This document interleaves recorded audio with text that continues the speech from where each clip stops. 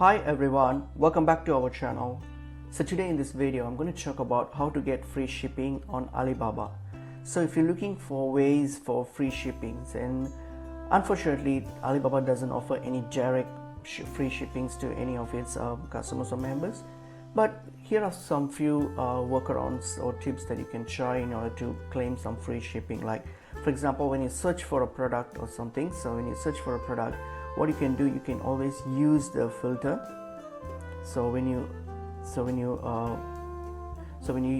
search for a product, so use the filters here. So when the results pop up, you will see some filters here. So under the filters, what you can do, you can search by supplier country. So fortunately, if you live on the local country, the supplier's country, then there are chances that you can claim free shipping as it's shipping to the same local country. So try to use these filters here. So just select that and then see if that helps. And apart from that, you can also look for any minimum order value resellers, because some resellers offer free shipping for minimum value orders. So if you have a minimum value orders, then you'll be eligible for free shipping. You can check that out.